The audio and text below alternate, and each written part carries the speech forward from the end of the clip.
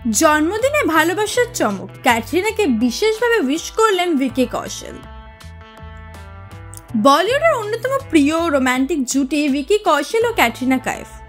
এই দুজনেই যেমন জনপ্রিয়, তেমনই তাদের প্রেম কাহিনীও বরাবরই সাধারণের চোখের আড়ালে থেকেছে। কিন্তু 16 জুলাই ক্যাটরিনার জন্মদিনে স্বামী ভিকি কৌশল তার ভালোবাসা প্রকাশ করলেন একদম সবার সামনে একটা স্পেশাল পোস্টে।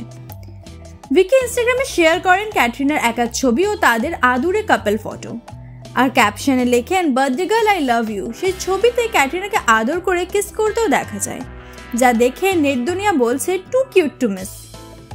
এই জন্মদিন ছিল ক্যাটরিনার 42তম, আর সেই দিনটা হয়ে উঠল আরও স্মরণীয় এই বিশেষ পোস্টের জন্য। তাদের প্রেমের শুরু হয়েছিল 2019 সালের দিকে, যখন প্রথম গুঞ্জন শোনা যায় তারা ডেট করছেন। তবে সেই সময় তারা কখনোই প্রকাশ্যে নিজেদের সম্পর্ক স্বীকার করেননি।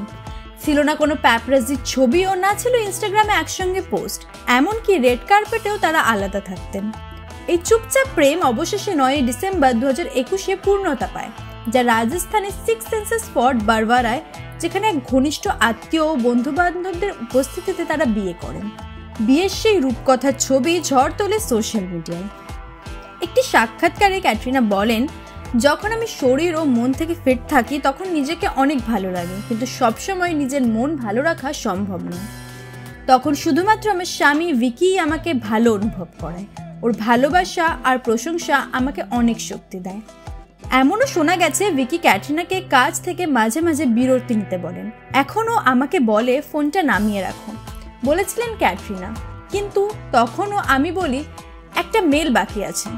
যখন ক্যাটরিনাকে জিজ্ঞেস করা হয় যদি কোনো অ্যাকশন ফিল্মে ভিকির বিপরীতে তাকে নেওয়া হয়, তিনি উত্তেজিত হয়ে বলেন ওর সঙ্গে স্ক্রিন শেয়ার করাটা খুবই ইন্টারেস্টিং হবে।